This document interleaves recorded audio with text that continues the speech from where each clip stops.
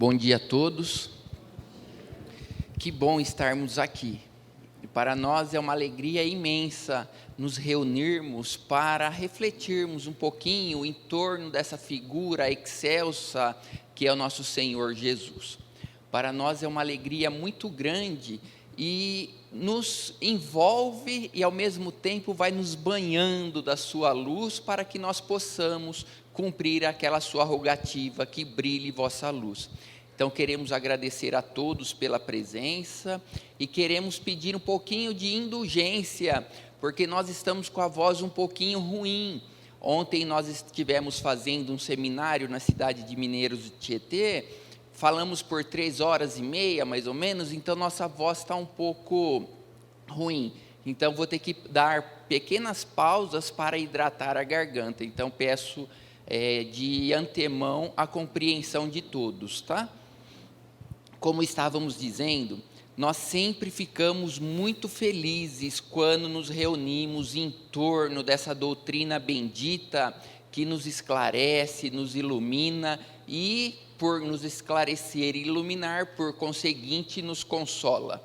Nos traz paz, alegria e esperança diante da diversidade da vida, dessas vicissitudes, essas alternâncias, essas modificações constantes, sejam climáticas, sejam sociais, sejam de estado anímico, pois como espíritos imperfeitos que somos, muitas vezes acabamos estando ora alegre, ora tristes, ora com saúde, ora com doença, sem saúde, e tudo isso vai nos envolvendo e a gente às vezes acaba desanimando. Mas quando nós nos debruçamos sobre a história, sobre a vida, sobre a obra de Jesus, a gente passa a ter uma outra visão da vida. Por óbvio que perfectíveis que somos, temos que estar sempre em contato com os ensinamentos, para quê?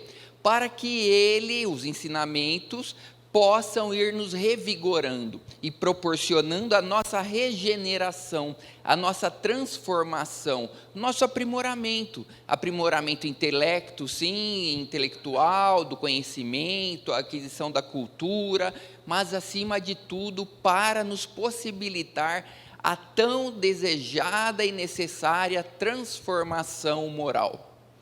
Este é o objetivo essencial de nossas vidas.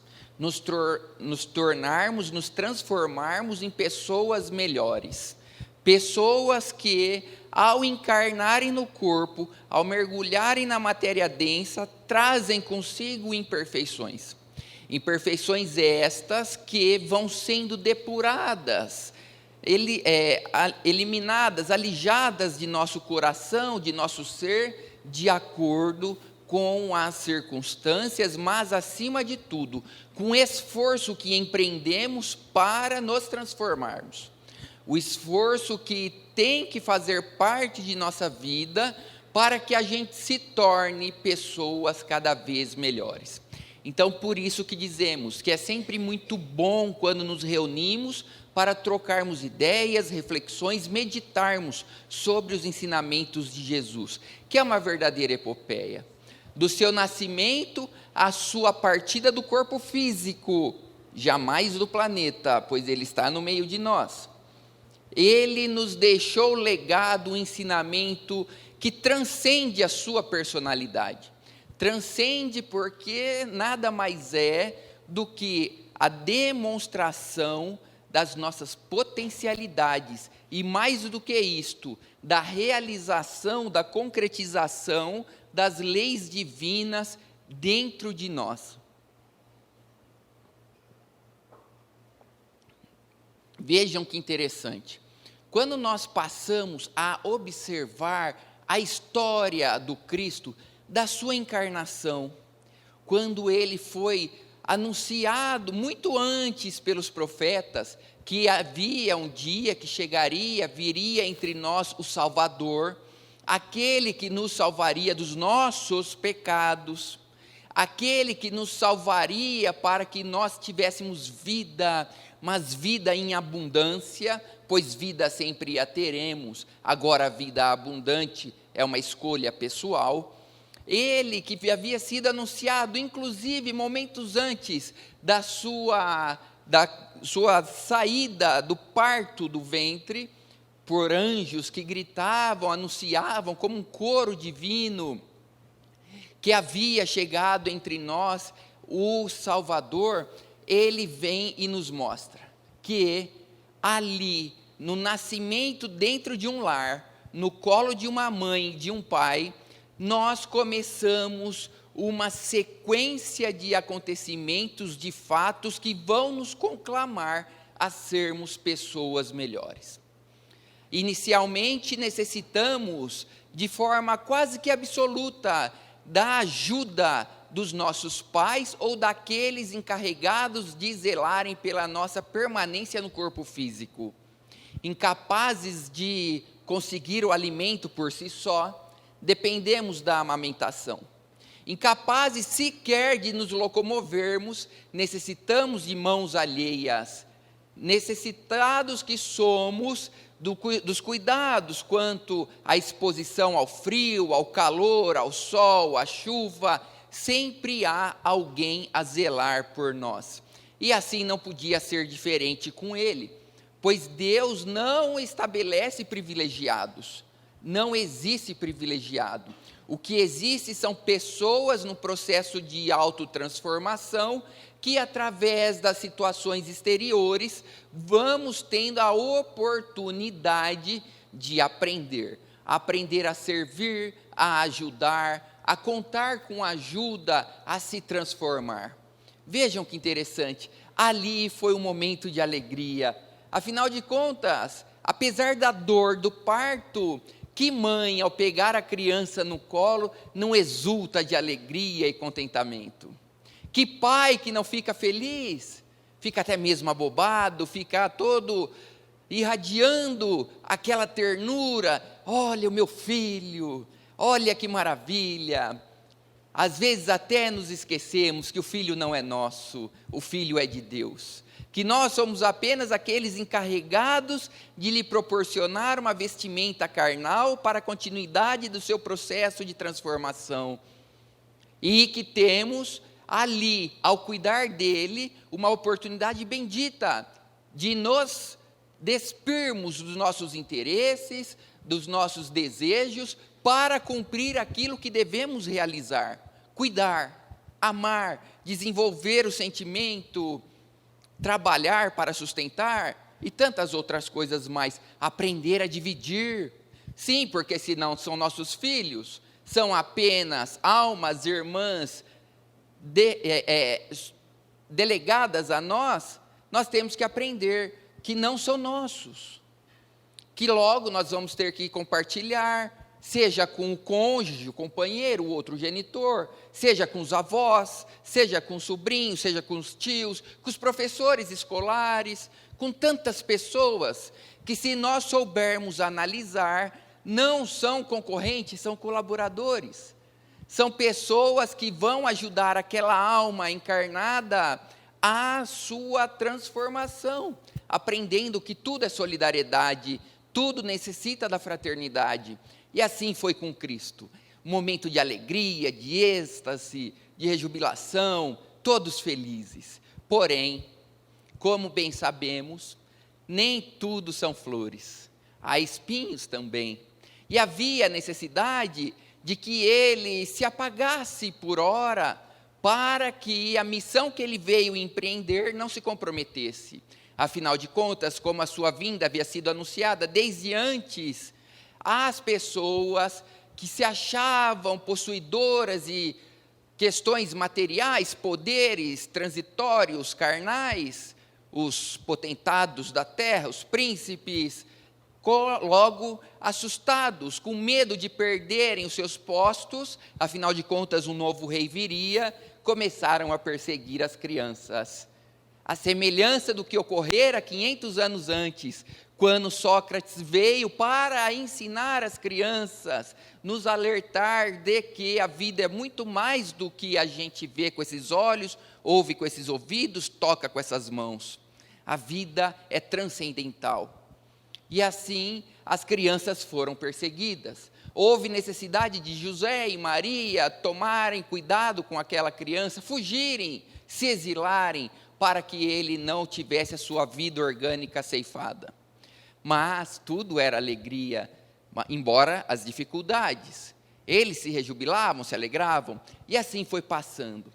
A nos demonstrar que a primeira escola do mundo é dentro de casa, ele começa ali na juventude a orientar seus pais, de que não adiantava que eles procurassem escolas do mundo cheio de vaidades, cheio de prepotências, para que ele fosse educado. Não havia necessidade. Por quê? Porque antes que nós fôssemos criados, ele já era perfeito, ele já havia passado por aquele processo que nós estamos passando.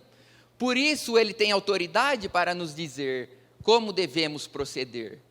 Aí ele dizia à sua mãe, que tentou interceder junto aos doutores do templo, para que ele fosse lá estudar: mulher, eu e o pai já somos um, eu já estou com meu pai, o pai divino. Ela não entendia, é óbvio que ela não entendia, espírito muito imperfeito, tal qual nós, ela não conseguia captar tudo aquilo que ele fazia, e ele dizia assim: eu vou ficar em casa, e pede ao pai que o admita na sua carpintaria, a nos ensinar que a educação é uma obra que nós temos que realizar inicialmente dentro do lar, uns aceitando as imperfeições dos outros, e assim vamos desenvolvendo a paciência, a tolerância, a indulgência, a compreensão, a humildade. E assim ele vai passando, mas a verdade é que ele chega na fase adulta. Quando ele chega na fase adulta, por volta dos seus 30 anos, ele começa a sua atividade pública, o seu ministério divino.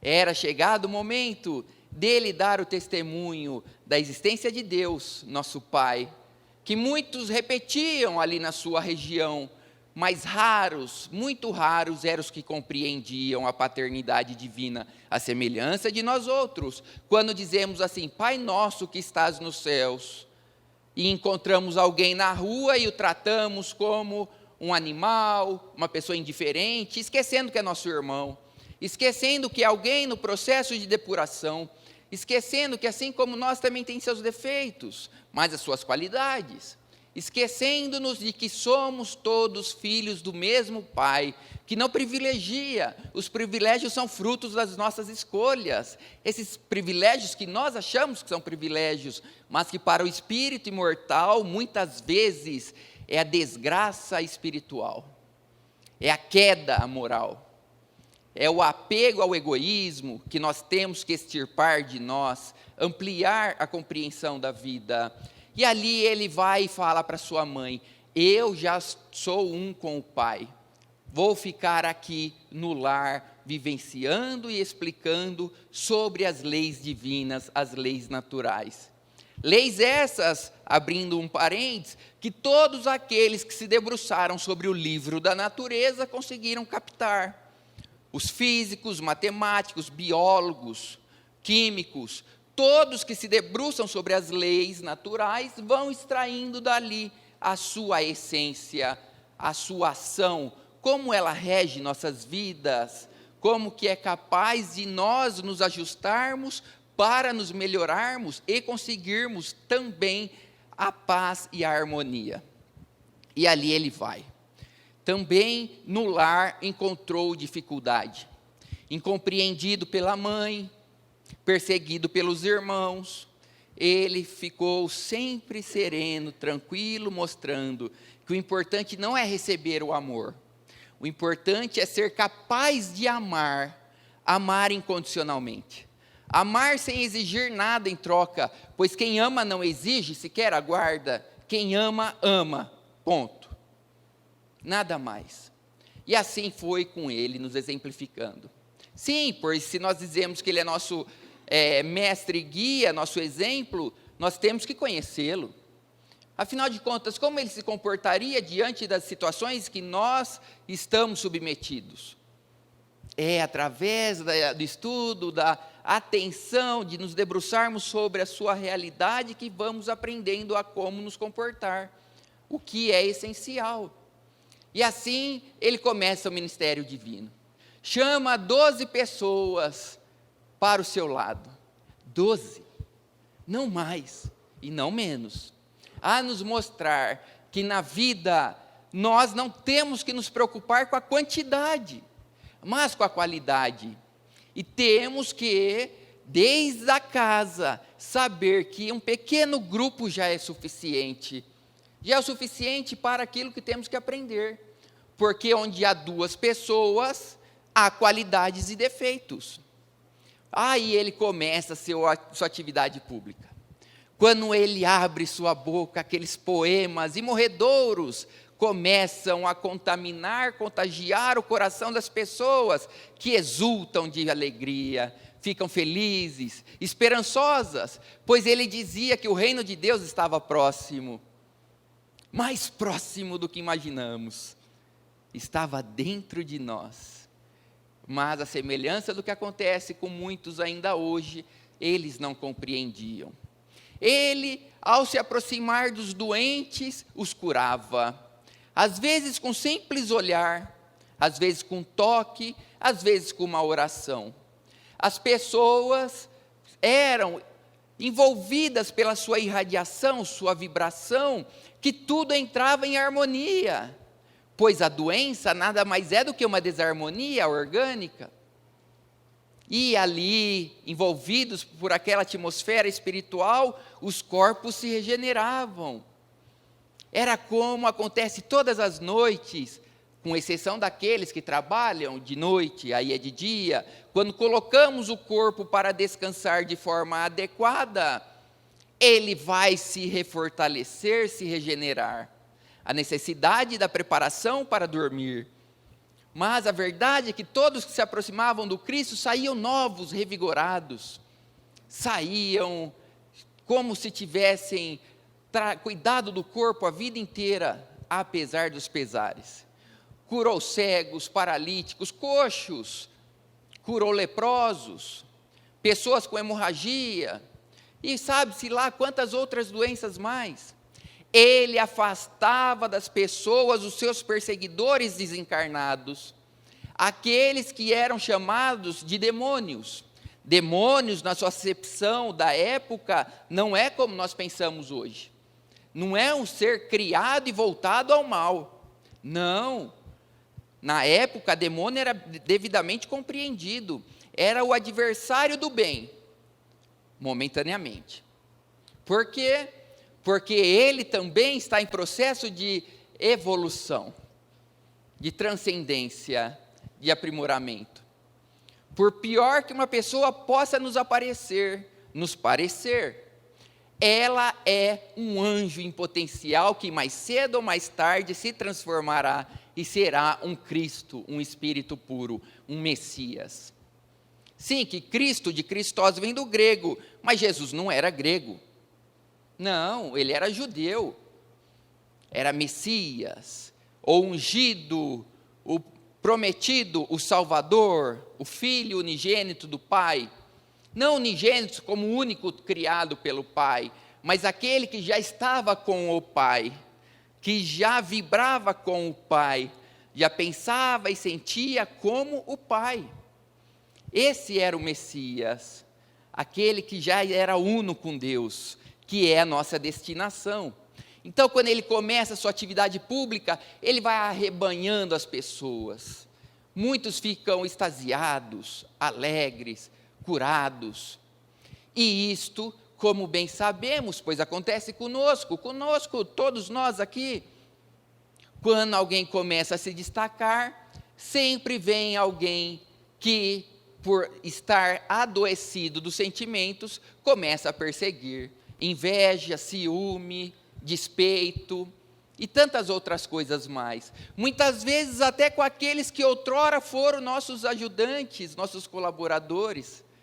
Quantas vezes alguém nos ajuda, passado um tempo, levados pela vaidade, nos julgamos melhores do que os outros e maltratamos, e acusamos, viramos as costas e tantas coisas mais. E assim não podia ser diferente com ele, apesar dele ser o amor não amado. Vejam, o amor não amado. E ali ele vai arrebanhando as pessoas, a inveja começa a despontar aqui, acolá, e ele não se perturba, pois ele bem sabia o que havia no coração das pessoas. Ele já compreendia todo o processo evolutivo. Ele sabia que outrora simples e ignorantes, hoje anjos, todos tiveram um caminho a ser percorrido. E nós estamos nesse caminho para um dia nos transformarmos em anjos. E ele vai falando, anunciando, conquistando, arrebanhando corações. Mas ele não veio para um povo específico. Ele veio para o planeta, pois o planeta lhe foi confiado. Ele tinha que sair dali de Cafarnaum. Ele tinha que ir para outras bandas, outras cidades, aldeias, territórios. Dentre eles, Nazaré. Jesus de Nazaré. Olha que interessante, que nasceu em Belém. Sabe-se lá também, se foi em Belém, há quem duvide. Mas ele era chamado por muitos de Jesus o Nazareno, ou Nazareu. Por quê? Porque ele havia crescido em Nazaré. Então ele chega num determinado momento da vida que ele vê a necessidade de tornar a Nazaré. E os 12 vão com ele. Vão os 12 o acompanhando. Chegando na cidade, haviam-lhe antecedido a chegada em Nazaré aqueles seus detratores. Aqueles que se sentiam ameaçados pela sua autoridade, pela sua figura, pela sua capacidade de envolver as pessoas, de transformá-las. E começou a perseguição. Semearam ali na cidade muitas maldades, mentiras contra Jesus. E ele tranquilamente foi, juntamente com os discípulos, ali se aproximou das pessoas, pregou na praça pública. E os habitantes se questionavam: viu, quem é este aí? Este aí não é o filho de José, o carpinteiro? Esse aí não é filho de Maria?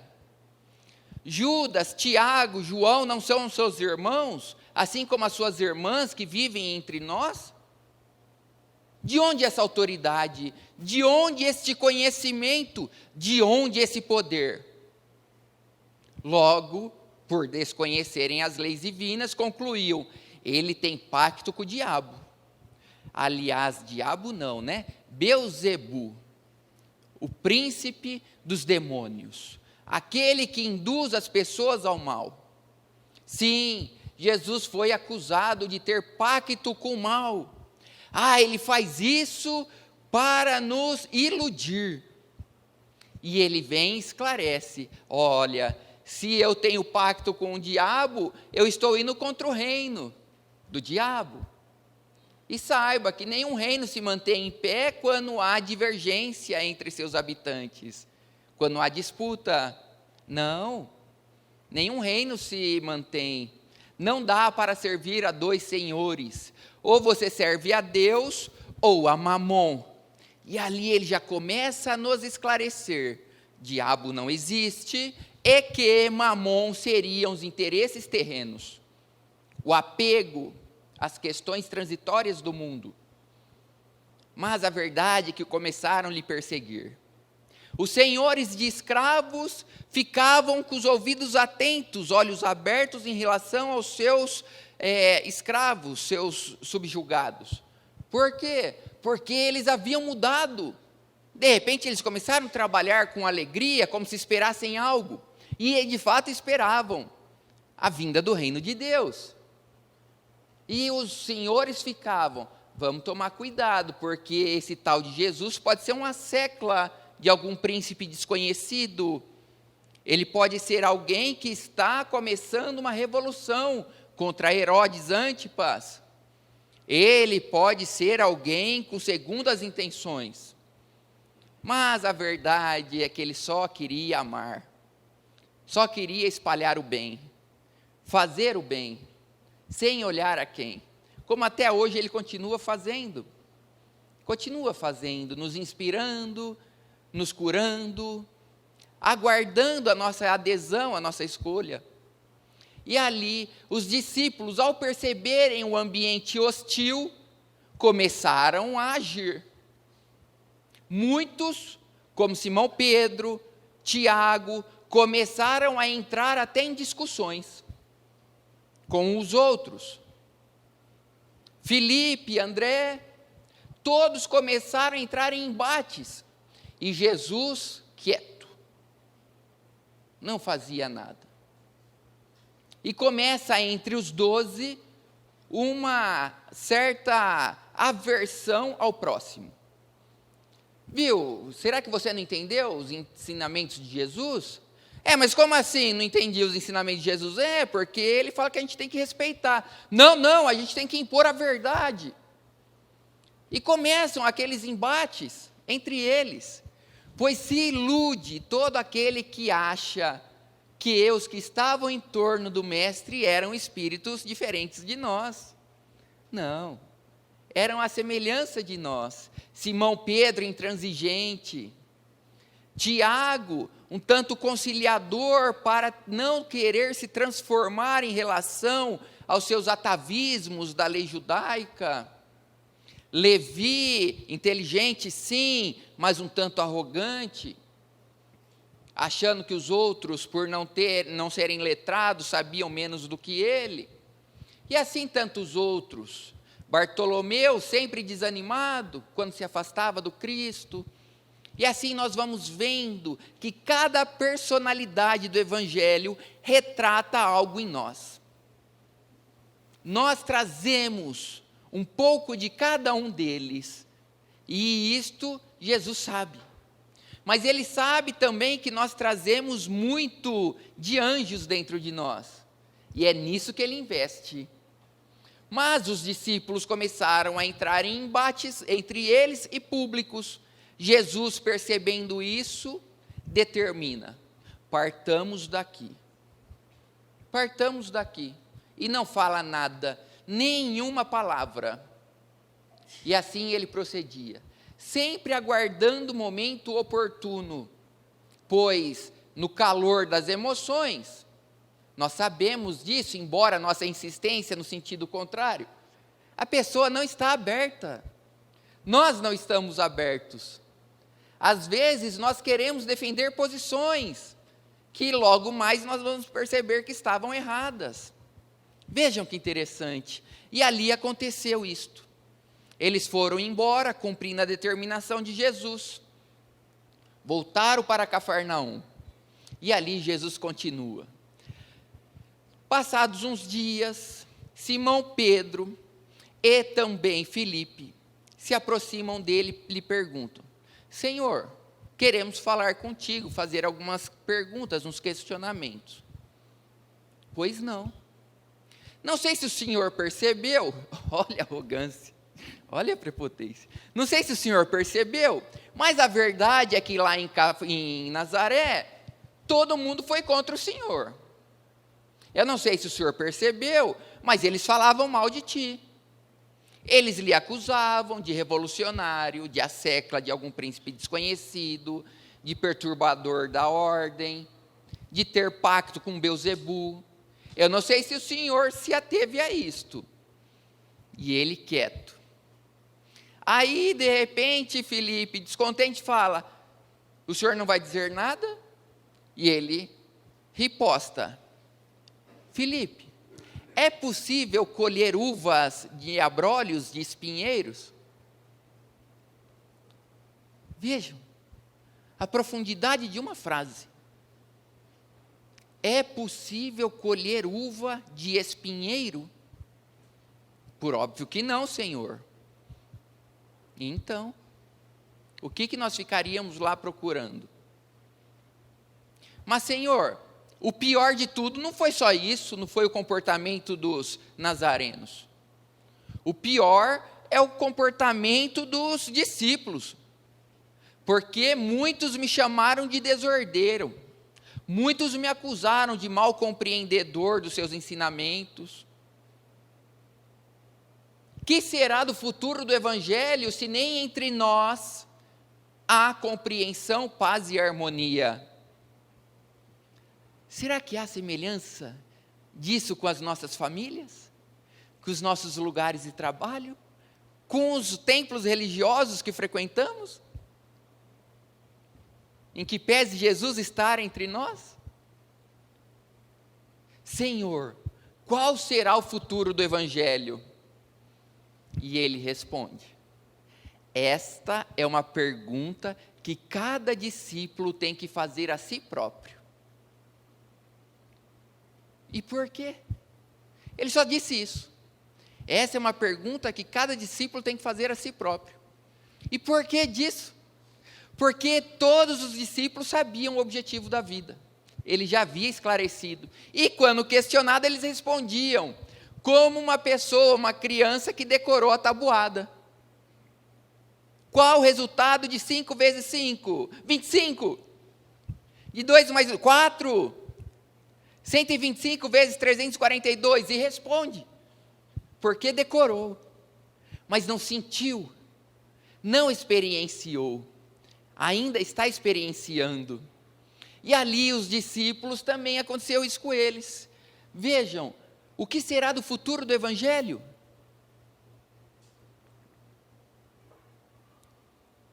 Esta é uma pergunta que devemos nos fazer.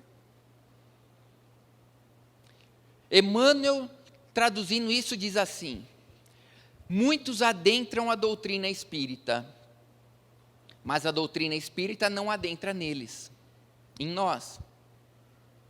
Vejam que interessante, nós já falamos do Evangelho, mas o Evangelho já entrou em nós. O futuro do Evangelho é uma obra pessoal, é intransferível. Intransferível. É uma obra divina que nós temos que realizar em nossos corações. E não cair nas armadilhas do ego, que fazem com que a gente olhe para fora, com que a gente olhe para o próximo. Ah, mas o outro é invejoso. Nossa, olha aquele, é tão apegado ao dinheiro, coitado, vai sofrer quando desencarnar. E aquele então, e começamos a apontar o dedo. Para quê? Para não fazermos o mergulho íntimo tão necessário para a nossa autotransformação, para a nossa sublimação. E Jesus continua, depois de uns segundos de pausa para que Filipe e Simão refletissem, dizendo: quanto à comunidade dos discípulos, Filipe, cabe-me te perguntar, qual o objetivo da tua vida? Qual a razão de tudo que você faz no cotidiano, dia após dia? E ele, como um bom aluno que tinha decorado, responde: a realização do reino de Deus em meu coração. Respondeste muito bem. E já lograstes esta realização? Ah, por certo que não, Senhor. Jesus aguarda mais uns segundos e continua o esclarecimento. Então, Filipe, nós temos que convir que se o conjunto de apóstolos e discípulos fosse feito de pessoas perfeitas, a adesão de um só, que não o seja, já o contaminaria. Para quem tem olhos de ver e ouvidos de ouvir, ele disse tudo.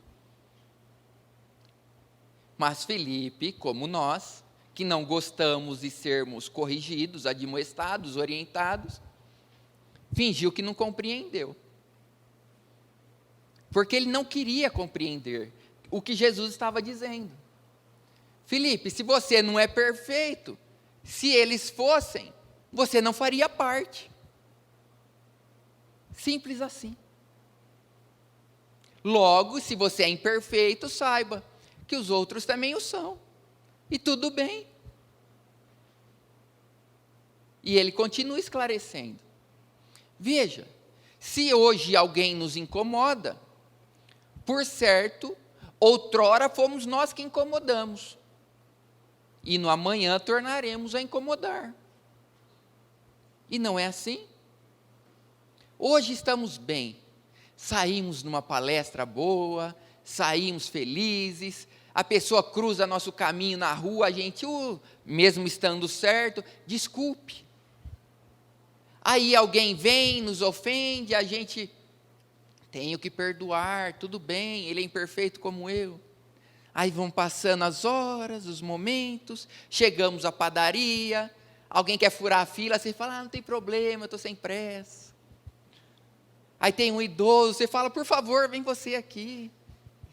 Aí dali a pouco a gente já está soltando fogo pelos olhos. Dali a pouco a gente já está irritado. Dali a pouco a gente fala assim, pô, estacionaram errado aqui, será que ninguém respeita o próximo? Pô, parar na frente da minha garagem. E aquele lá, não viu que o transeunte queria passar pela faixa de pedestre e não parou? Mas nós paramos. Aí nós começamos a fazer o quê? Cair na armadilha do ego.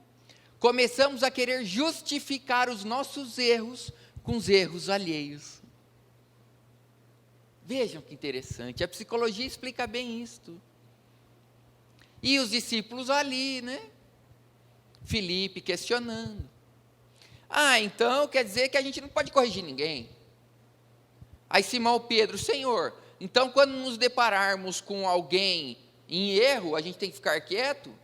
Olha, a gente tem que ser caridoso? Olha, Simão, a caridade não dispensa a verdade. Prestemos atenção nisso. A caridade não dispensa a verdade. Em outras palavras, espíritas, amai-vos. Eis o primeiro mandamento. Espíritas, instruí-vos. Eis o segundo. Temos que aprender a desenvolver o intelecto e o moral. Temos que aprender a conviver em sociedade de forma solidária, mas nos aprimorarmos intelectualmente. Por quê? Porque a inteligência que faz com que acenda a luz em nossos olhos para que a gente saiba discernir as coisas. Separar o que convém do que não convém, o certo do errado. Sem luz, nós andaremos em trevas. Não é assim, não tem que ser assim. Temos que estudar, temos que aprender, temos que nos aprimorar intelectualmente, para sabermos como proceder, como agir no mundo, nas mais diversas situações. E Simão pergunta, Senhor, o Senhor falou de perdão, mas quantas vezes, aquela célebre frase, né? Quantas vezes o meu irmão pecará comigo para que eu tenha que lhe perdoar? 7 vezes? Não 7 vezes, mas 70 vezes 7. 490. Não. É uma linguagem figurada. O 7 é completude, o todo. Por isso que a gente ouve falar em 7 nas Escrituras, que é a completude. Sempre tem que perdoar, sempre, e sempre, e sempre, e sempre. Os números têm muito significado para a cultura judaica, para a oriental também.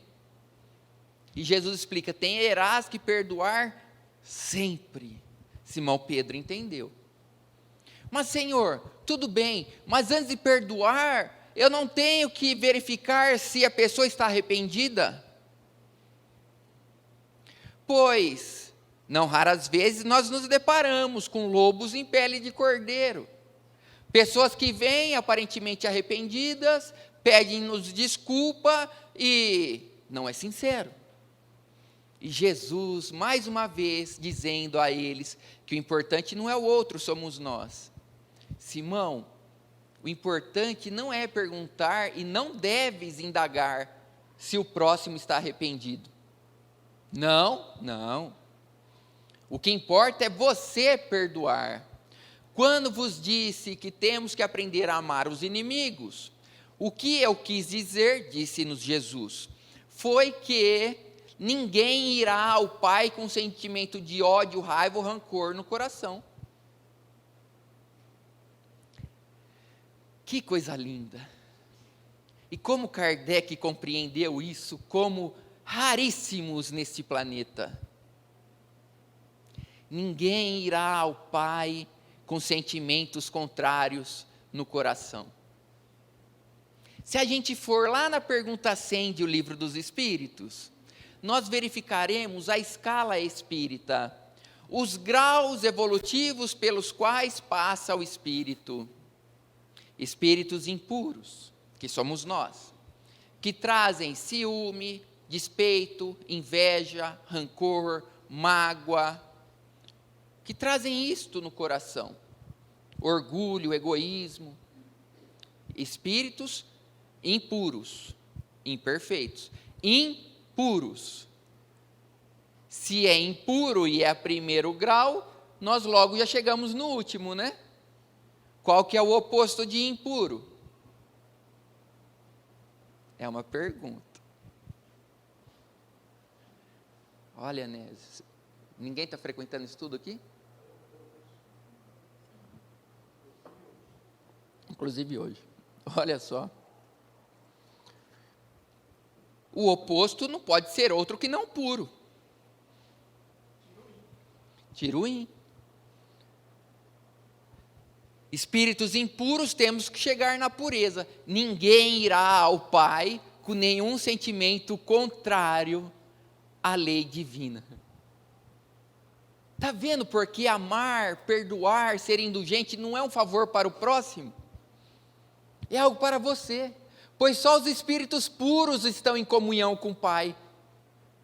Só eles. Aí Simão fica ali, refletindo, meditando, com seus cismares. Mas, então quer dizer que nós não podemos impor a verdade? Não. Nós não devemos perguntar se o outro está arrependido? Não. O que importa somos nós perante as leis de Deus? Sim. Nunca foi entre nós e o outro. O outro é somente alguém que facilitará o caminho ou nos proporcionará a conquista dos tesouros imperecíveis da alma. Vejam que interessante. Sempre foi entre nós e Deus, entre nós e as leis divinas. Nós temos que ser justos. Mas o que é ser justo? Um acha que justiça é isso, o outro acha que é aquilo. Por exemplo, estamos vendo o que os nossos governantes atuais têm feito. Estão votando a respeito do aborto, algo que já era superado. Estão votando sobre tantas outras coisas que não convém a gente manter ainda. E todos aqueles que, à semelhança do Cristo, se voltam para tentar esclarecer o que infelizmente não é a intenção da maioria, inclusive de quem está certo. Inclusive quem está certo, a intenção, que é o que vale, não é o esclarecimento, mas é o azorrague, é a disputa, a cisânia. Não, nós não podemos ter isso. Nós temos que ser firmes. Sim, sim. Não, não. Mas com caridade. Se você está errado, tomara que alguém te corrija. Por quê? Para você não alegar ignorância depois, para você ter a oportunidade de se corrigir, senão nós seremos apresentados, como disse Paulo de Tarso, perante o tribunal do Cristo. Consciência. E após a desencarnação, é uma situação terrível para o espírito culpado. Desculpem, usei o termo errado. Que culpado nós temos que nos sentir quando erramos. Pois a culpa nada mais é do que o reconhecimento do erro. Mas o espírito atormentado que entrou num estágio de autopunição, autoflagelação, não. Se eu errei foi porque Deus permitiu. Mas e o livre-arbítrio? Sim, por isso que Ele permitiu, Ele te deu o livre-arbítrio. E você será responsável pelas suas atitudes. Fez o mal? Não tem problema, você vai ter que reparar. Fez o bem? Ótimo, parabéns. Você está se desenvolvendo. Vejam que interessante. Vejam como Jesus nos ensina de forma simples o que é essencial para a vida. Então não podemos impor a verdade? Impor não, pois não se colhe uvas de espinheiros. Às vezes a pessoa é um espinheiro, você não vai colher nada de bom dali, a não ser se você quiser se furar, se machucar. O problema é você se transformar num outro espinheiro. Aí é que nem aqueles porco-espinho, né? É o que a gente tem visto aí. 2 porco-espinhos querendo conversar e se abraçar, um alfinetando o outro, e um ferindo o outro. É o que a gente vê nos diálogos. A gente tem visto isso cotidianamente. Não, porque eu sou de fulano, eu sou de Beltrano. Isso ainda acontece por desconhecimento das leis divinas, das escrituras. Porque a gente não estuda. Isso aconteceu na época do Cristo? Sim. Após o Cristo? Sim. Acabamos de relatar a disputa entre os discípulos. Mas apesar disso, de Jesus ter ensinado, os discípulos terem aprendido, isso continuou na igreja nascente. Nós vamos ver na carta de Paulo aos Coríntios, muitos dizendo assim, para uma igreja, uma sociedade, nós diríamos hoje um centro espírita, criado por Paulo, fundado por Paulo, Paulo de Tarso. Vê que depois ele sai, vai para outras cidades, Tessalônia, tantas outras cidades, e o que acontece? Ali fica o grupo e começa a se deixar levar pelo fermento dos fariseus, os sentimentos contrários à caridade. Aí aparece alguém ali para os orientar, Apolo. Aí as pessoas começam a ficar admiradas com a inteligência de Apolo, a sua coerência, a sua bondade. E ele nunca quis isto. Mas a verdade é que se formam 2 grupos. Uns falando assim, eu sou de Paulo, e outros, eu sou de Apolo. Mas a gente vê isso, infelizmente. Já aconteceu aqui várias vezes, né? Às vezes a gente fala alguma coisa e alguém vem e fala, não, isso está errado. Ah, está errado, por quê? Não, porque é assim, assim, assim. A pessoa está falando a mesma coisa que você. Já aconteceu isso com vocês? A pessoa fala exatamente o que você acabou de dizer. E fala que você está errado. Por quê? Por quê? Porque não tem ouvidos de ouvir. Porque está fechada. Ela não quer dialogar, ela quer falar, quer impor. Está falando, meu Deus, às vezes a gente fica do lado de fora de uma discussão, assim, né? Aí a gente fala assim, somos loucos mesmo, né? Os 2 estão falando a mesma coisa. Quando é para o bem, ótimo, né? O pior quando é para o mal, né? E, como eu disse, isso não é novidade. Paulo disse isso para a comunidade de Filipe, aos filipenses.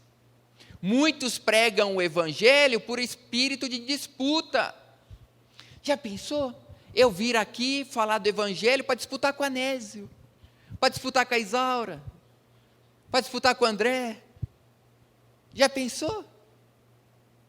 Mas que falta de compreensão é essa? Nós estamos juntos, disse Kardec no livro dos Médios. Sozinhos vocês serão varas, facilmente quebráveis. Juntos vocês serão feixe inquebrantável. Kardec é de uma fala maravilhosa. Interessante que vira e mexe, as pessoas se esquecem e veem algum discípulo falar. Como, por exemplo, eu achava que essa frase era de Bezerra. Não, é de Kardec. Bezerra repete. Mas também não é de Kardec, é de Jesus. Porque é lei divina. A verdade é que os discípulos são a personificação nossa, porém na época do Cristo. Daí a importância do estudo das suas figuras. Para quê? Para você identificar que muitas vezes o outro traz um pouquinho de Simão Pedro, é intransigente, impositivo. Mas, como a evolução é contínua, e nós temos na atual encarnação do berço ao túmulo para a transformação, quiçá amanhã ele será o grande pacificador do rebanho. Às vezes a pessoa é desanimada com Bartolomeu, mas não tem problema. Se nós conseguirmos abrir-lhe os olhos, ele será um grande divulgador.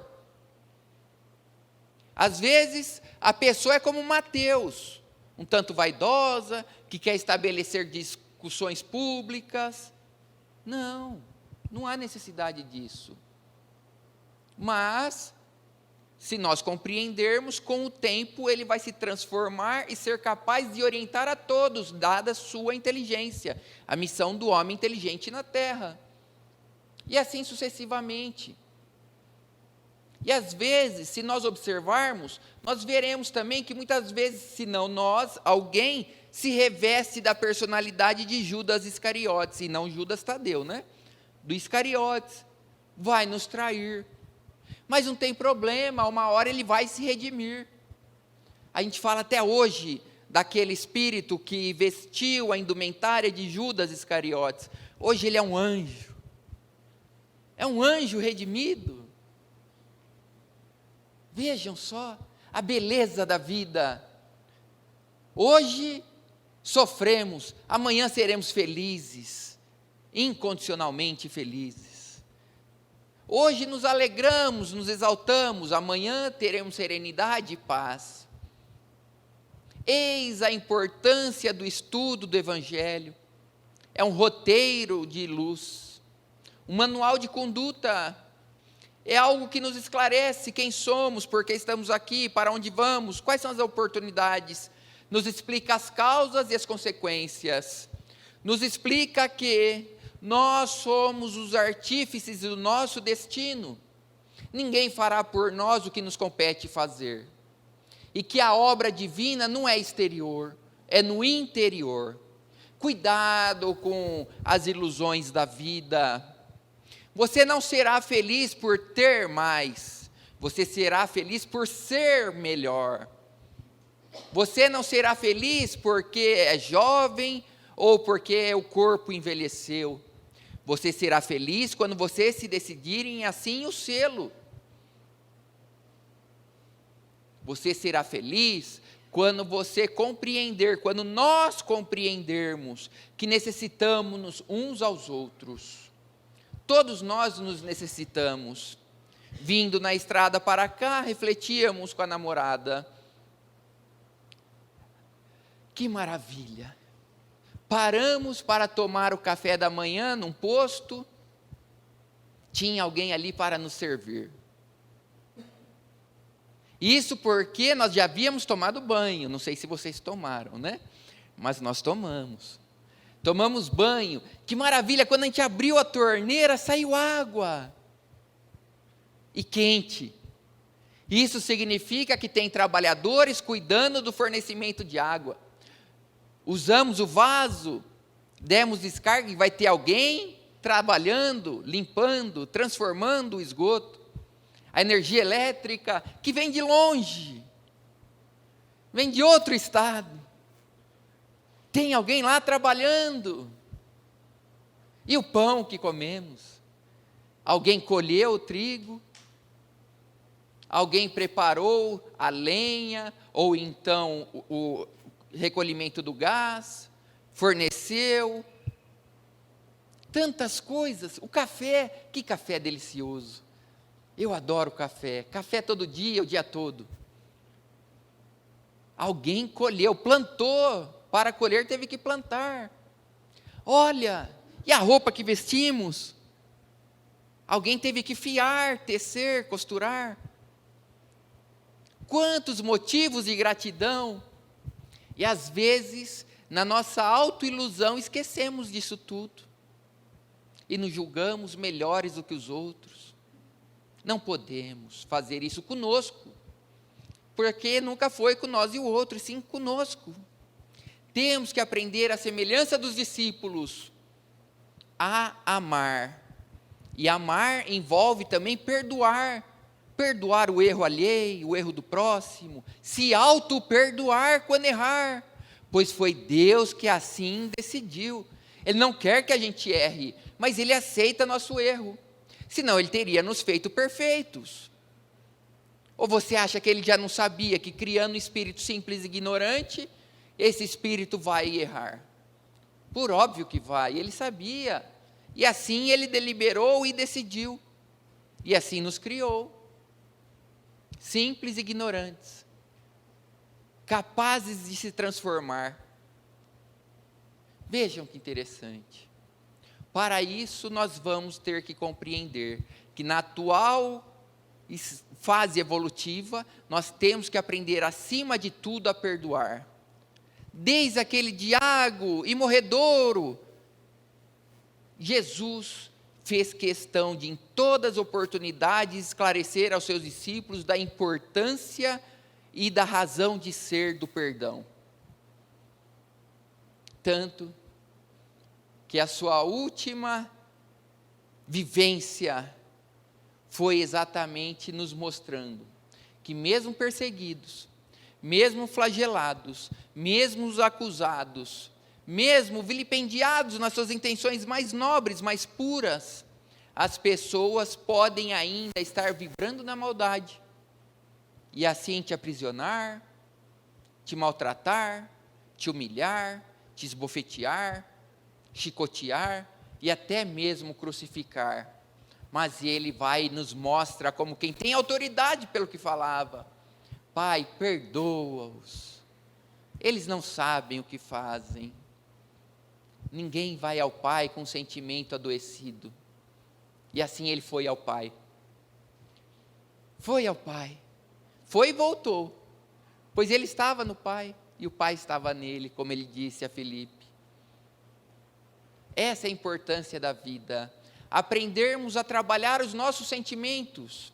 Está irritado? É importante que você reconheça, senão você não corrige. Está desanimado? Por quê? Faça uma autoanálise, uma reflexão. Por que dessa tristeza? Tem razão aparente de ser? Não tem? Procure o tratamento espiritual. Vai tomar passe, água fluidificada? Não tem razão de ser? Há uma interferência espiritual. Você tem feito tudo que está ao seu alcance e mesmo assim persiste? Há um inimigo ali, um adversário do bem. Talvez alguém pedindo reparação. Por quê? Porque erramos. E ele ainda não compreendeu que ele está nutrindo a infelicidade dele. Assim como nós seremos os que alimentam as nossas aflições. Lembremos do Cristo. Vós sois deuses. Vocês serão capazes, se tiverdes fé, de fazer tudo o que eu fiz e coisas maiores ainda a fazer. João, capítulo 14, versículo 13. Coisas maiores ainda a fazer. Que coisa linda. Lembremos que feliz é quem ama, não é aquele que se faz amado. Como disse Bezerra de Menezes, a pessoa que se faz amada se assemelha a uma criança, cheia de caprichos, de exigências, mas aquele que ama é como a rosa que trescala, o sol que aquece, é a pessoa que beija o pântano com a mesma ternura de quem oscula a corola de uma flor. E essa alegria de viver nós aurimos no Evangelho, querer bem. Os Espíritos nos dizem, filhos, não carregue o mal, não carregue o mal, pois quem faz o mal é como alguém que toma veneno para matar o outro, não vale a pena. Lembra que o sentido psicológico da vida é se desenvolver, é amar, se transformar, ser melhor. E isto é uma tarefa que nem Jesus pode fazer por nós, é uma obra individual. E lembremos-nos, sempre que passarmos por alguma situação, qual a razão dos atos da sua vida? E lembremos a resposta, é a realização de Deus no meu coração. Agradeço a todos pela atenção, a compreensão, espero que todos tenham um ótimo domingo, uma boa semana, e que Jesus, esse amigo incondicional, que ora e zela por todos nós, continue nos envolvendo, nos conduzindo nesta seara, nesta jornada evolutiva. Muito obrigado a todos.